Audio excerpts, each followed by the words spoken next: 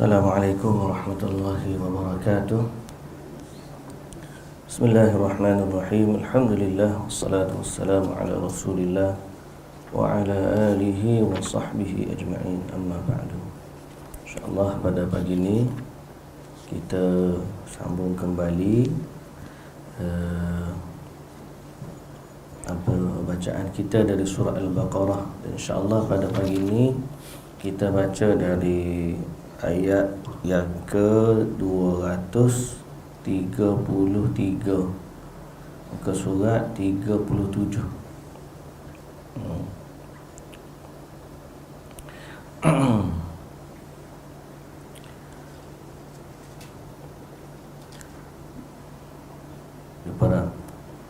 A'udzu billahi minasy syaithanir rajim.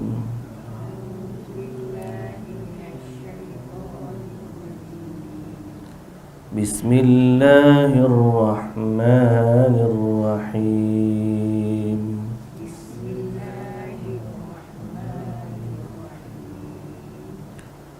والوالدات يرضعن أولادهن حولين كاملين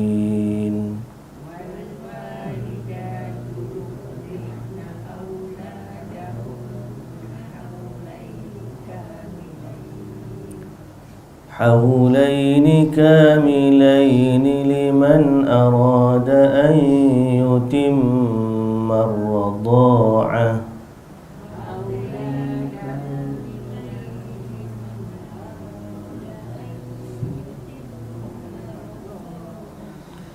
وعلى المولود له رزقهن وكسوتهن بالمعروف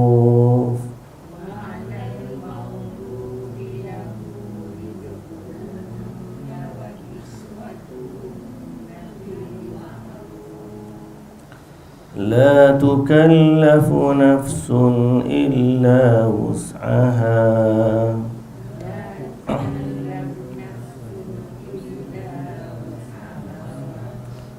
لا تضار والدة بولدها ولا مولود له بولده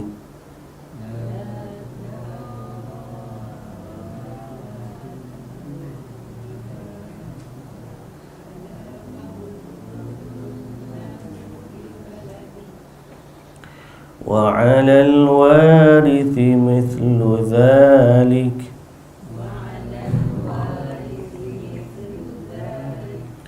فإن أرادا فصالا عن تراض منهما وتشاور فلا جناح عليهما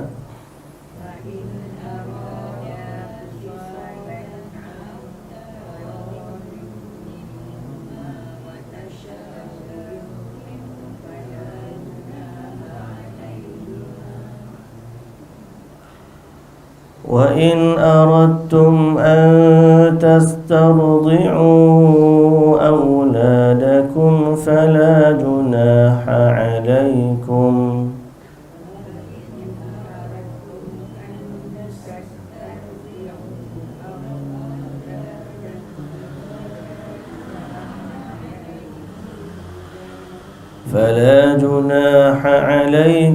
إذا سلمتم ما آتيتم بالمعروف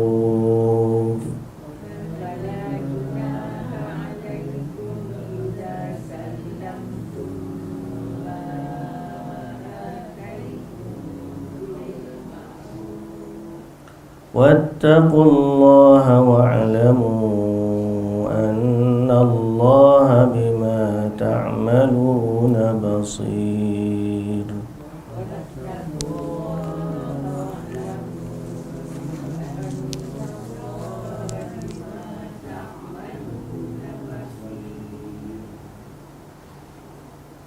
Baik. Bismillahirrahmanirrahim. Alhamdulillah wassalatu wassalamu ala ashrafil anbiya'i wal mursalin نبينا محمد وعلى آله وصحبه أجمعين. رب اشرح لي صدري ويسر لي أمري واحلل عقدة من لساني يفقه قولي. أما بعد. Alhamdulillah, puji dan syukur bagi Allah Subhanahu wa taala. Selawat serta salam atas Nabi junjungan kita, Nabi Muhammad sallallahu alaihi wasallam, juga atas ahli keluarga baginda, para sahabatnya dan para pengikutnya yang setia sehinggalah ke hari kiamat. Alhamdulillah, alhamdulillah, alhamdulillah. Muslimin dan muslimat yang dirahmati Allah Subhanahu wa taala, hari ini ayat yang kita baca sebagaimana yang kita dah bagi mukaddimah semalam, itulah cerita berkaitan dengan orang ibu-ibu yang menyusu. Sama ada ibu tu menyusu dalam keadaan dia masih isteri, ataupun dia menyusu dalam keadaan dia telah pun berpisah. Awak tahu, ayat mari cerita berkaitan dengan hukum cerai kan. Jadi dalam dua keadaan. Pertama, wanita ni menyusu anak dalam keadaan dia masih lagi isteri kepada bapa anak itu. Dalam situasi kedua, dia menyusu bukan dalam bukan dalam keadaan dia bukan lagi isteri kepada bapa anak itu. Dan bila seorang itu diceraikan dalam waktu dia mengandung, maka iddah dia hanyalah sampai ke waktu dia melahirkan.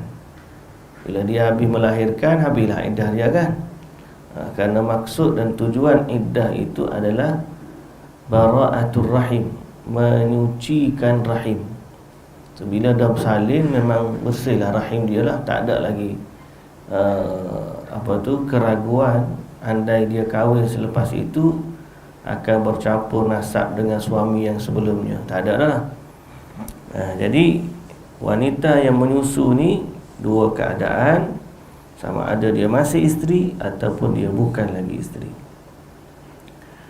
Baik, ayat Quran yang Allah Ta'ala sebut, wal walidatu yurdi'na awladahunna hawlaini kamilaini.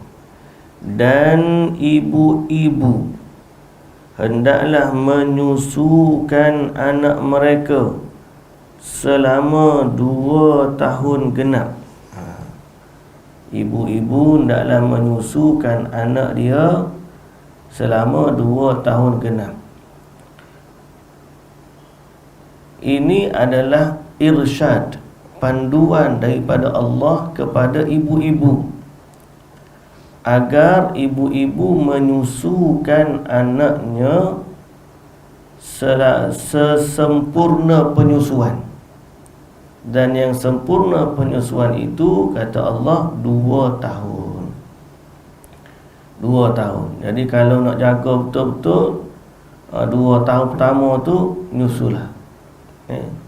Walaupun kita tahu susu formula ni, siapa ada 3, 4, 5 1, 2, 3, 4, 5, 6, macam nak sampai 6 tahun susu ni, formula ni. Tapi dalam agama 2 tahun. 2 tahun ni biarlah ibu hak menyusu. Kalau nak campur pun campur sikit-sikit lah. Biasanya ada juga campur kan. Tapi jaga yang pertama. Ada setengah orang tu dia bagus, dia kata 2 tahun pertama full susu ibu. Lepas pada tu baru dia nak bagi susu lain. Pasal apa? Pasal Allah Ta'ala sebut, wal walidatu yurdi'na auladahunna haulaini kamilaini liman arada an yutimmar radha'ah. Bagi siapa yang hendak menyempurnakan ar-radha'ah. Baik.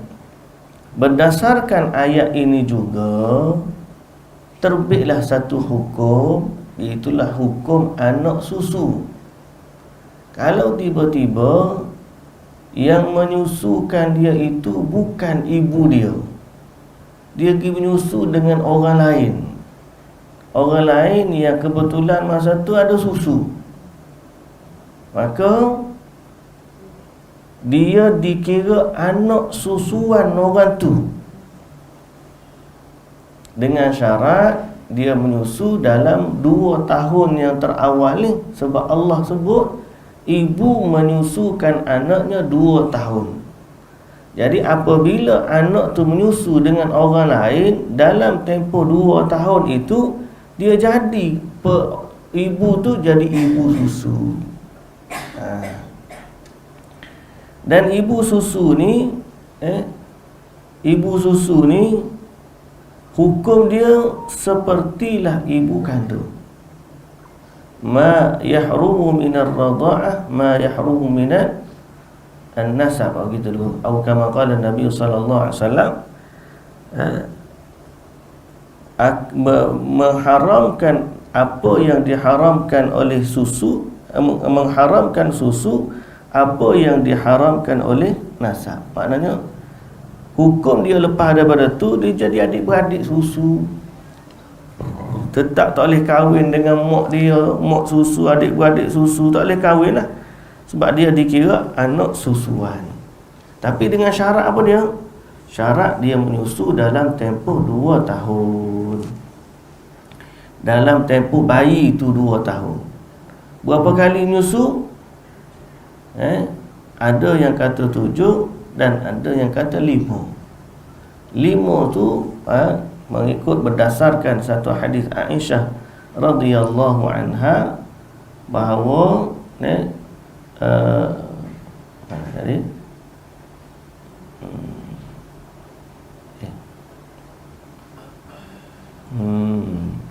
baik, Nabi sallallahu alaihi wasallam sebut yahrumu minar radha' ma yahrumu min nasab, mengharamkan dengan susuan ibu apa yang diharamkan dengan nasab. Sebab tu Nabi ni dengan pak saudara dia Hamzah bin Abdul Muttalib, dia satu anak susuan, adik-beradik susu. Nabi dengan pak saudara dia.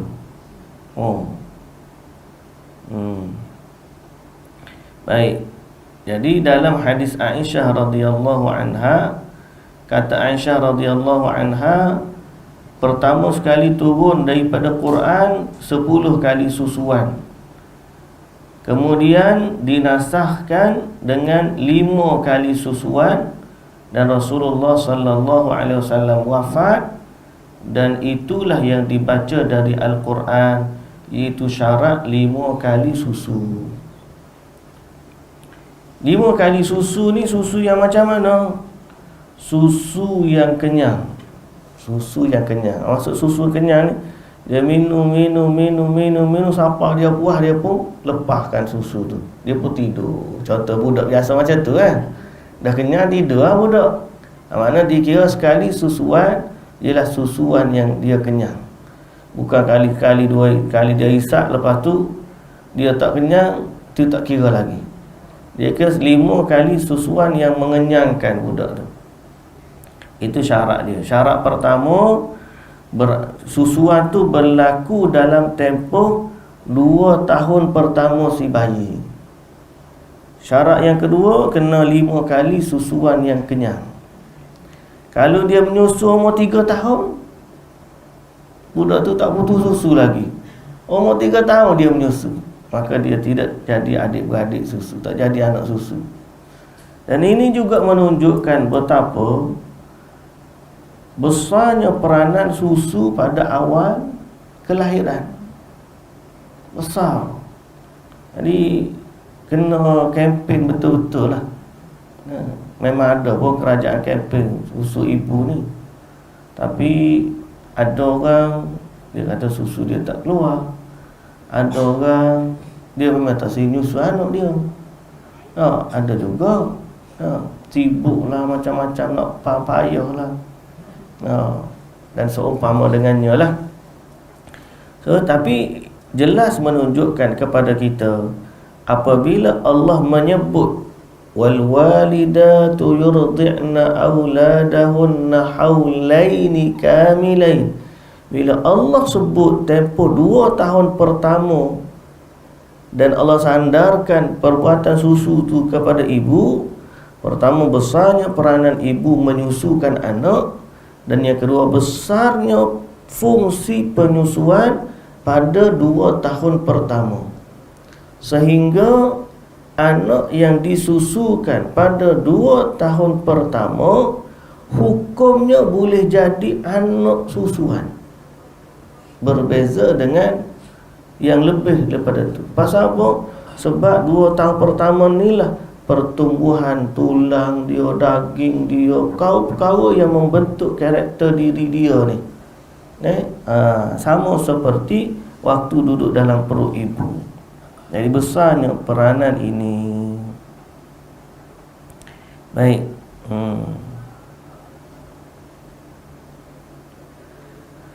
Wal walidatu yurdi'na auladahunna haulaini kamilaini liman arada an yutimma ar-radha'ah, bagi siapa yang hendak menyempurnakan susuan itu. Wa 'alal mauludi lahu rizquhunna, dan ke atas bapa yang dilahirkan untuknya, dan ke atas bapa yang dilahirkan ke atasnya, maulud lahu, budak tu lahir miliknya, milik ayah lah. Jadi ayah ni, wa 'alal mauludi lahu rizquhunna wa kiswatuhunna bil ma'ruf, wajib ke atas ayah menjaga rezeki si ibu dan menjaga pakaian si ibu yang menyusu ni bil ma'ruf, dengan cara yang sepatutnya. Cara sepatutnya tu kadar yang kemampuan dia dan kadar yang sepatutnya lah. Nak bagi makan dan minum ni, orang ingat kadang-kadang dia tak tahu kata tak apa. Minum susu tu dia keluar susu tu dia tak keluar macam mata air. Susu tu dia kena ada makanan, dia kena ada minuman. Maknanya si ibu tu dia kena makan makanan yang sihat. Sebab itu bagi ibu yang menyusu ada rukhsah untuk dia tidak berpuasa. Betul? Dan boleh ganti puasa kalau dia tiba-tiba kena puasa bulan Ramadan dan dia tak mampu nak puasa. Maka boleh untuk si ibu tidak berpuasa. Pasal apa? Nak kena makan, nak kena minum, bagi ada susu dia keluar. Jadi maknanya ibu yang menyusu ni perlu kepada makanan, perlu kepada minuman, perlu kepada khasiat-khasiat yang membolehkan susu dia ni dipanggil produktif lah. Jadi Allah Ta'ala mewajibkan bersama dengan susu ibu tu adalah rezeki kepada ibu, berarti tanggungan. Bila tu ibu tu menyusu, wajib bagi si ayah ni menjaga makan minum dan pakaian ibu yang menyusukan. Qadar ma'ruf lah. Dia nak minum ke apa yang qadar untuk membuatkan dia ni baik sihat untuk boleh bagi susu. Salam. Baik. Jadi bagi makanan-makanan yang berkhasiat untuk ibu tu. Tanggungjawab siapa? Tanggungjawab si ayah. Baik, kalau dia masih isteri dia bagi. Begitulah juga kalau dia sudah berpisah. Kalau tiba-tiba dia pisah, iddah tak ada dah. Contoh, kenapa? Iddah tak ada. Kalau dalam iddah memanglah dia kata, sebab dia lah kena jaganya dalam iddah. Ni bila dia cerai dalam keadaan mengandung, lepas pada tu bersalin, Lepas bersalin, habis iddah dia. Bila habis iddah, patutnya tak adalah tanggungan kepada si ibunya. Tapi oleh kerana ibu ni menyusukan anak dia, maka wajiblah si ayah itu memberikan rezeki, tanggung makan minum si ibu. Melainkan ibu tu memang tangguh-tangguh juga dia pergi beli susu formula. Ada juga lah, saya nak jaga anak ni. Dia pergi dapat duit, dia pergi beli susu formula suap anak dia. Merah.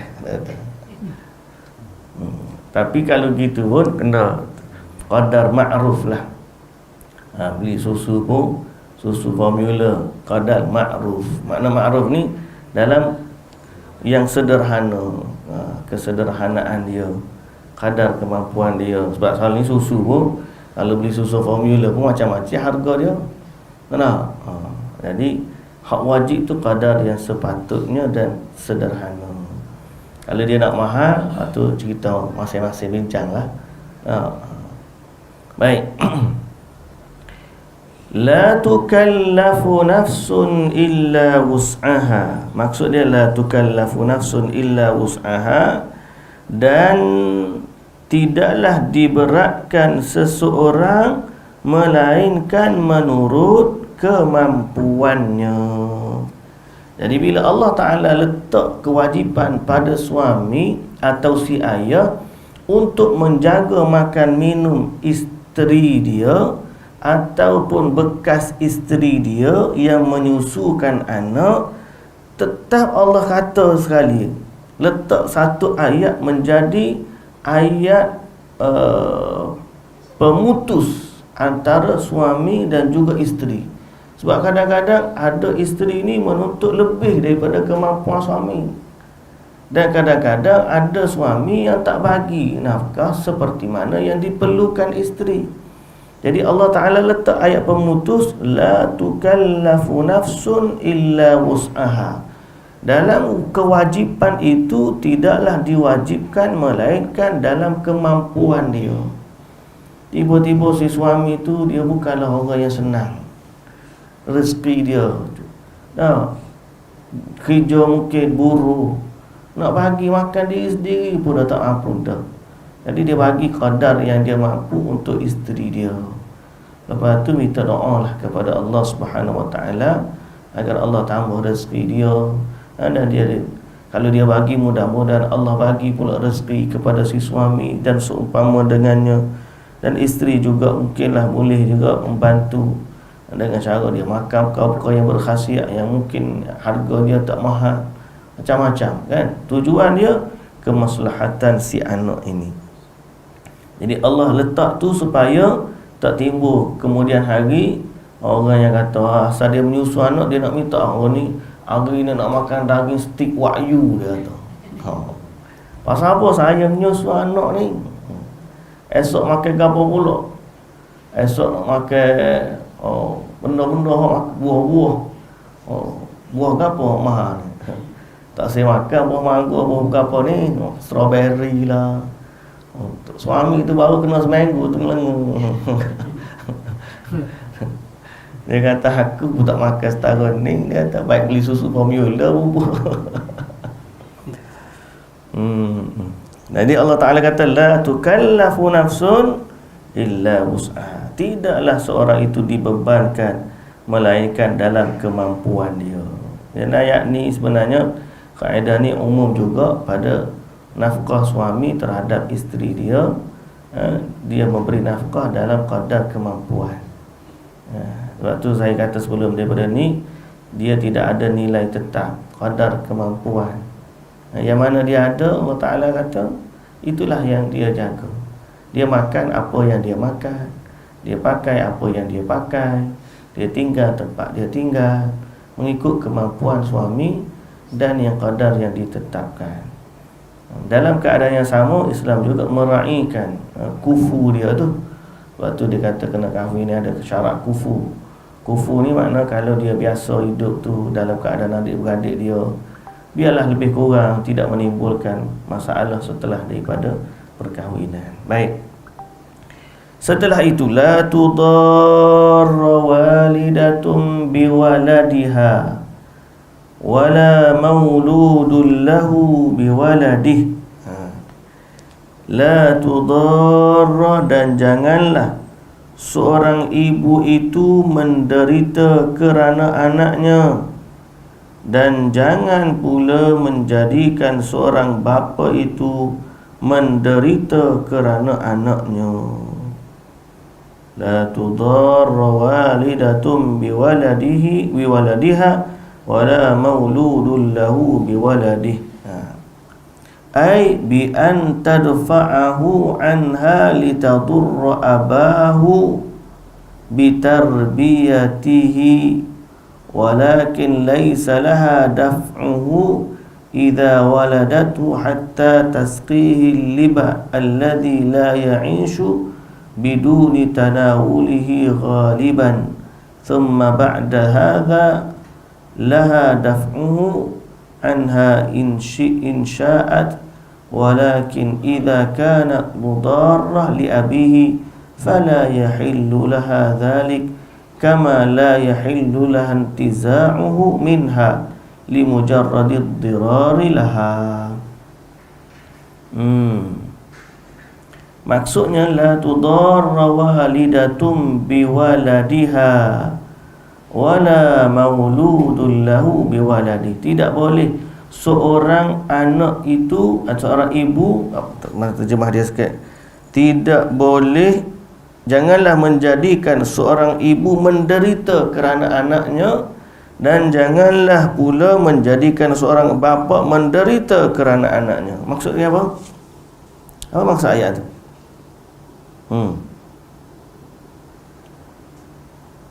Maksud apa? Tak ada yang boleh menderita, mak tak boleh menderita, ayah tak boleh menderita. Ini dalam hukum seorang isteri yang sudah bercerai dengan suami, di mana dia berpisah. Bila dia pisah, dia pun buat bahari anak dia tu. Ada setengah juga pak dia lepas mak dia beranak, ambil anak tu. Betul tak? Ada dah kes gitu. Dia cerai. Lepas dia bercerai, cerai dalam keadaan mengandung. Lepas bersalin dia si anak, ayah dia ni ambil awak lari. Jadi si ibu ni tidak boleh menyusukan si anak, atau si ibu ni berpisah dengan anaknya. Hak tu yang jadi macam-macam tu. Kadang-kadang siapa orang kata apa, dia panggil nyakit apa perempuan? Meroyan. Meroyan nak panggil. Ada sari istilah gila apa, dia jadi macam ni tak? Tapi tak betul lah tak? Maknanya dia terlalu rindu kepada anak dia tu. Jadi Islam dari sudut hukum tidak boleh seorang suami memisahkan anak dengan isteri, dengan ibu. Tak boleh. Allah Ta'ala kata dalam Quran ni, la tudarra walidatun biwaladiha. Janganlah seorang ibu menderita disebabkan anaknya, atau dengan anaknya, dengan sebab anaknya. Itu dalam sebut tafsir, tidak boleh seorang ibu atau seorang ayah mengambil anak tu daripada si ibu untuk dia jaga, pisahkan dengan ibu. Tak boleh. Begitu juga wala mauludul lahu biwaladi.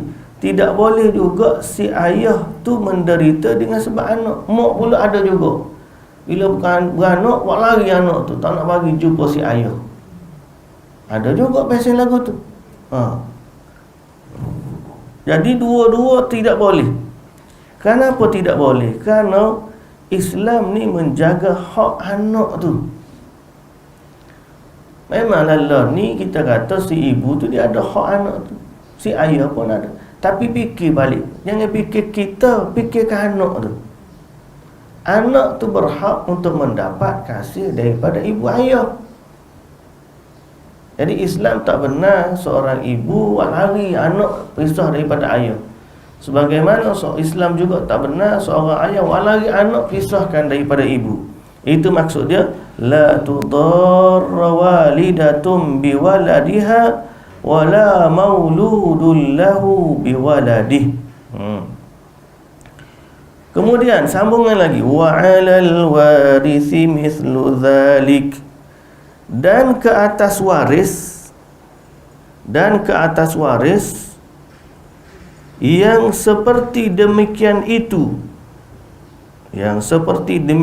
Maknanya bila ayah tak ada, mati si ayah, siapa yang wajib tanggung nafkah si anak tadi? Waris dia, waris si ayah tu ni. Dia ada adik-beradik, contoh adik-beradik dia bertanggunglah anak saudara dia ni. Gitu.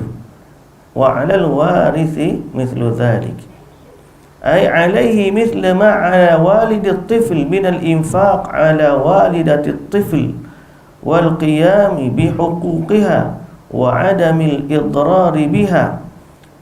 Kewajipan itu merangkumi memberi nafkah, makan dan minum dan pakaian kepada ibu yang menyusu, dan menjaga hak-hak dia, dan tidak memudaratkan dia dengan berpisah. Jangan bila tak ada suami meninggal, lepas tu ahli keluarga pula, ni keturunan kami ni, kami nak ambil dia. Apa ambil? Seperti yang berlaku kepada siapa? Ummu Salamah radhiyallahu anha. Ingat tak kisah Ummu Salamah? Ummu Salamah ni kisah keluarga kecil yang mana ada 3 orang. Satu Salamah. Salamah ni nama anak dia. Mak dia nama Ummu Salamah, Mak Salamah. Bapa dia nama Abu Salamah, kunyah dia. Senang, mudah nak ingat. Salamah, Ummu Salamah, Abu Salamah. Bila dia masuk Islam, 3 orang ni, bila masuk Islam di Mekah, Abu Salamah pergi hijrah dulu, pergi ke Madinah. Bila orang dapat tahu, maka keluarga Ummu Salamah ni tahan, kamu tak boleh pergi ke Madinah ikut Abu Salamah. Jadi isteri ni dihalang daripada mengikuti suaminya berhijrah ke Madinah. Bila dapat tahu kepada keluarga suami, kabilah Abu Salamah ni, dia orang tak puas hati.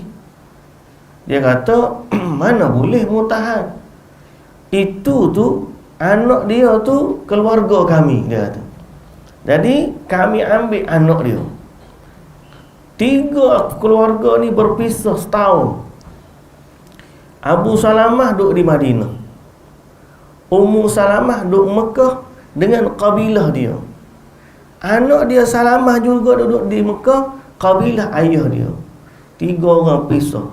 Setiap hari, kata Ummu Salamah, dia duduk je menangis. Selama setahun tu menangis je. Dia teringat ke anak dia dan teringat kepada suami dia. Siapa-siapa ni orang pergi kata, kabilah dia kata, mu tak kesian kau kepada ni Ummu Salamah ni, tiap-tiap hari dia menangis. Akhir sekali lembut hati keluarga belah suami ni, serah balik kepada mak dia. Tenanglah sikit. Lepas tu dia kata, kesian ni kita hantarlah dia, biarlah dia nak pergi hijrah. Lepas tahun Ummu Salamah pun berhijrah, jumpa balik dengan Abu Salamah di Madinah. Tapi tak lama lepas pada tu, Abu Salamah pula meninggal dunia. Oh, kisah sedih lah.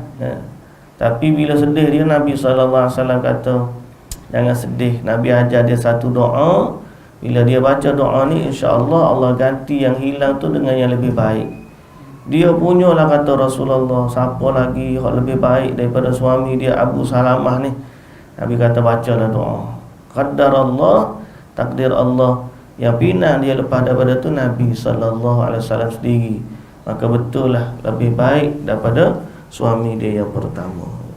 Ala kulli hal, nak ceritanya, betapa tidak boleh dalam agama seorang ibu memisahkan anak daripada ayah, sebagaimana tidak boleh lagi tak boleh seorang ayah memisahkan anak daripada si ibu. Sebab anak tu nak menyusu, nombor satu sekali. Sebab tu Allah Ta'ala dahulukan la tudarra walidatun biwaladiha wala mauludun lahu biwaladih. Allah dahulukan hak siapa lebih besar antara ibu dengan ayah ni. Dalam ayat ni Allah Ta'ala kata janganlah ibu tu dibiarkan menderita. Maknanya hak ibu lebih lagi tak boleh. Pasal apa? Dia ni nak menyusu, anak tu lebih panggil mudarat kalau berpisah daripada ibu. Baik. Fa in arada fisalan 'an taradin minhuma wa tashawurin fala junaha 'alaihima. Dan sekiranya kemudian jika kedua-duanya, yakni suami isteri, mahu menghentikan penyusuan itu dengan persetujuan yang dicapai oleh mereka sesudah berunding, maka tidaklah salah mereka berdua melakukannya. Tiba-tiba dia pakat nak berhenti menyusu, tak ada 2 tahun, nak berhenti menyusu. Allah Ta'ala kata tak ada masalah. Tadi tak ada masalah, dia suruh menyusu, dia tak ada masalah. Tak ada masalah. Tapi Allah Ta'ala letak syarat belakang. Apa dia? Fa in arada fisalan an taradin, mesti kedua-duanya redha. Makna suami pun redha, isteri pun redha. Wa tashawurin, dan mesti redha tu dalam perbincangan yang baik. Mana bincang elok-elok.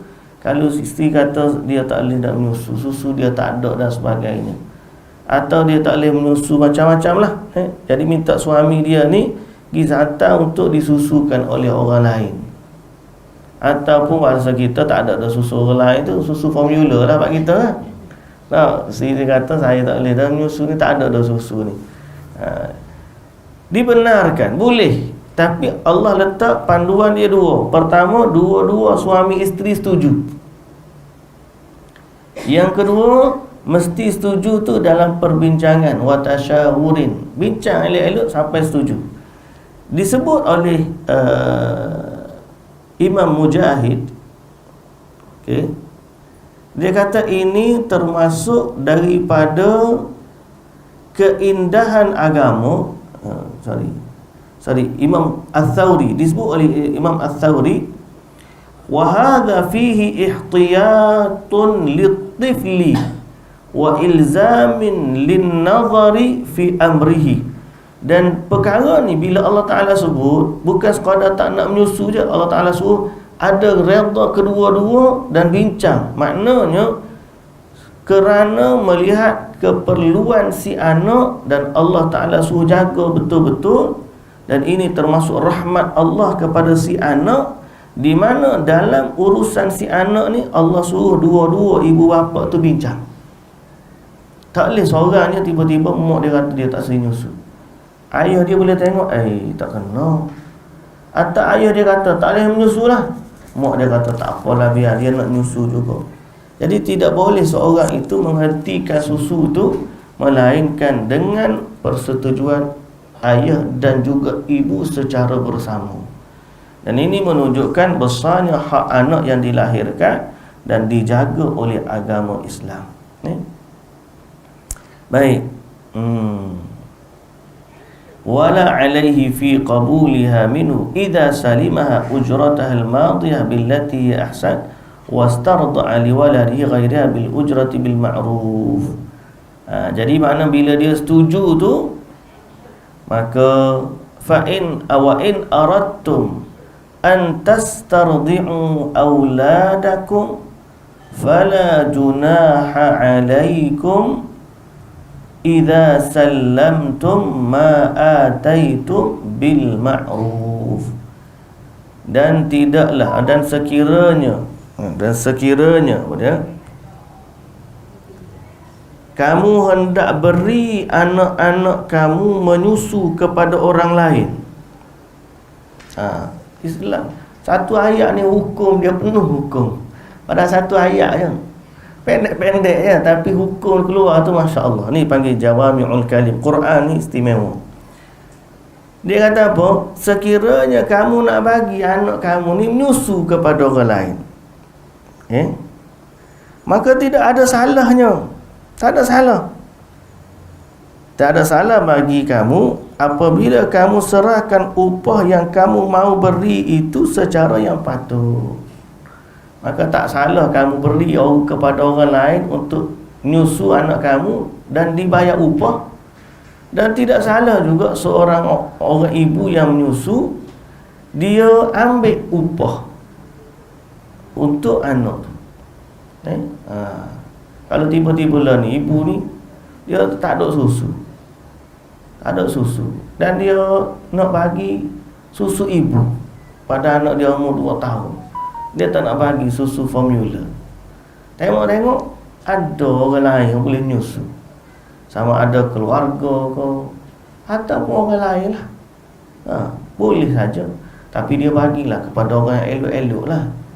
Jangan bagi hak tak apa-apa. Kita kata dah, sebab susu ni memberi faktor pembesaran anak. Cari orang-orang baik-baik, cari orang solehah. Tengok jiran dia tu tiba-tiba beranak, dia pula tengok susu dia kering, hak tu susu dia banyak. Dan orang tu juga orang yang solehah, baik. Anak-anak dia begitu tengok jauh, tak apalah, kita pergi boleh ke tak nak minta tolong nyusu hak ni. Pasal apa?